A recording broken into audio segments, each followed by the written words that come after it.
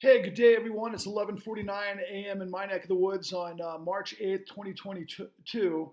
And I'm going to come at you fast and furious like Brian Johnson, lead singer of AC/DC. And if you're a young guy that's never heard the name of that band, go look him up and turn up the volume as loud as you can because that's who I am, man. I'm about to rock your world with more of the same. Because why? Here's what's going on, people. We're seeing such an incredible spike and people paying attention to us on TikTok that's now starting to roll over into other things such as Patrick Lovell Truth Bombs the Con on YouTube, and as well as Facebook and Twitter and Instagram and all of the other social media sort of websites. People are seeking me out. They're asking me questions. I'm seeing all sorts of questions on TikTok that are saying, hey, we can't get the con on Amazon Prime. We're trying to work that out right now, so check back later. But you can get it on Microsoft. You can get it on Apple TV. You can get it on Vimeo. And now you can get it for free if you get from your library card a new mechanism called Hoopla that you can watch the con in its entirety for free if you go to your library and you get a library card that goes to this thing called Hoopla. So you can get it all of those different places. But don't forget, www.thecon.tv is where it all is. You want to check stuff out for free? Hit the video tab. All of the different information comes down that can give you a big picture of what it is that I'm trying to tell you, in addition to, of course, watching the 5 episodes of The Con, which are what we call Season 1, which is leading to Season 2 if we can ever get it off the ground. But what it's all about, guys, I've been in media for a long time. It's about audience. And the fact is, and attention, who's got it, who doesn't. Because it's a loud, loud universe. And right now, you guys are giving us a shot to get the truth to you that impacts literally hundreds of millions of people. Right now, the world is in disarray, okay? And I gotta tell you, I was blown away because I've been trying desperately to try to get a hold of Jon Stewart. Still haven't heard from Jon Stewart. What Jon Stewart's doing recently is fantastic work. He's really on it trying to get to the answers that we sought literally 10 years ago. I mean, my journey started 13 years ago. We started the con 6 years ago because I did a documentary film that was prologue before that called Forward 13, Waking Up the American Dream, where I literally traveled with my partner all over this country. We did 7,500 miles in one vehicle where we served 23 Occupy Wall Street encampments back in 2011. And we landed at Zuccotti Park the day that the NYPD shut it down. That was my launch pad to whatever that came next, because we were all asking the right questions. And then right about that time, the Tea Party bounced in, and we've all been fighting this cultural war ever since, even though the powers that be, which is the financial system that owns and operates everybody and puppeteers everybody through absolute deception and criminality. And that's what we reveal, and it took me 10 plus years to get there. But ultimately, it's amazing because today, I happened to come across this great interview with Jon Stewart and Adam McKay.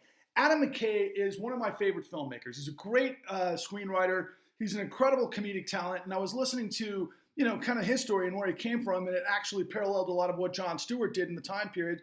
And I come from about their time period way back in the 80s and everything that transpired since. And Adam McKay, of course, has done great movies like Talladega Nights, Anchorman, some of the greatest comedies I think ever, especially with Will Ferrell. And ultimately, he did one that's close to my heart, but it's very important to the sequence of what connects me, Adam McKay, and of course Jon Stewart. He did The Big Short. Now, The Big Short was a terrific movie. Anytime you're going to put Brad Pitt in a movie, that's gold, because I freaking think Brad Pitt is an amazing actor. I love everything he's ever been in. And they really did incredible justice to what the situation was. But if you look at really, if you study and you try to find, The Big Short, it's categorized as a comedy. Okay, it makes sense because Adam McKay is a comedic writer and most of what he does is comedy. But The Big Short's not a comedy. It's an absolute revelation of one of the biggest disasters in the history of the world. And the last 5 minutes of The Big Short literally is what I've been trying to tell you and is on display in the con. But I don't know if it's because Michael Lewis, the guy who wrote the book, The Big Short, and then ultimately as a guide probably to Adam McKay, they didn't understand what really happened. They did to an extent, at least in the thumbnail of what they focused on. And I can tell you right now that the guys that were played by Christian Bale and, all the guys that were the hedge fund guys that shorted the market were tiny compared to what the real Big Short was, whose name was John Paulson, not to be confused with former Secretary of the Treasury and CEO of Goldman Sachs, Hank Paulson, who pulled out the bazooka to give trillions of dollars to the criminal enterprise. No, John Paulson backed up the Brinks truck and got away with the largest trade in history. To put it into perspective, the largest trade before that was George Soros, who shorted the British sterling, and I think he made $1 billion on that trade, and I think that was around the early 2000s. In this particular sequence, John Paulson and his henchman, this guy named Paolo Pellegrini, supposedly, were doing their research. They kind of figured out all the stuff that was shown in The Big Short. These are different guys than what were, at least illustrated in The Big Short. These guys, supposedly because of what was going on in terms of the housing market and how much it was selling, and they just did their research and supposedly came up with the answers. There's so much more to it. But to put it into perspective, Soros got $1 billion from the trade on shorting the British sterling. John Paulson got $20 billion in the Big Short trade that was basically shorting the housing market, which was the real Big Short. But the only reason he was able to do what he did was he did it in cahoots with Goldman Sachs. And Goldman Sachs, by the way, was in front of the Supreme Court this summer getting away with what the Big Short was, which is more information than I have on my shelves waiting to be put to work, and we'll see if I can get it there one day. But the reason I brought up Adam McKay and Jon Stewart again was really from this perspective. Look, man, they get to the very end of this conversation and they have the same exact question that me and my colleague, Eric Vaughn, had to figure out over the course of time. Literally, once you put all of the pieces together, you come up with this sort of thing where it's like, all right. In the case of me and Eric, what we said wasn't Ming the Merciless pulling this off? Ming the Merciless, of course, Flash Gordon, bad character, the evil empire, and all that kind of stuff. And it's a crazy cultural reference, especially going back to the 80s. But in Adam McKay and Jon Stewart's case, they were talking about the Star Chamber. Once again, a collective of people that were actually engineering this whole thing. And both of us, both Adam McKay and Jon Stewart, and then myself and my colleague Eric Vaughn, we all come to this conclusion where it's like, no, it's not the Star Chamber. It's a cultural thing. But meanwhile, all of the answers of what they're asking and what we had to ask are in the con, because it's kind of a blend. Quite frankly, it is a Star Chamber because it was based on policy that enabled certain things to happen, that created a multi-dimensional grift that was insane, and everybody that was actually playing it, participating in it, were doing just small pieces of the puzzle, but that when came together, created this massive, massive criminal enterprise and global calamity that we're still under the thumb of. Look, today we've got I don't know what day this is in the Russian invasion of Ukraine. It seems to escalate every day, as does the impact to global markets, although I've seen the Dow and NASDAQ and everything bounce back this morning. But how much it's going to bounce back, who knows? I know that oil prices are shooting through the roof.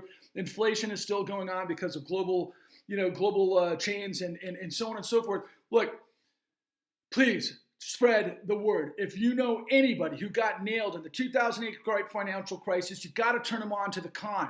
And if you want to watch it for free, go get your library card and then join Hoopla. You can watch it free there, or you can get it on Apple TV, or you can get it on Microsoft, or you can get it on Vimeo, or you can get it on Amazon Prime. But they're just trying to work out what's going on with Amazon Prime.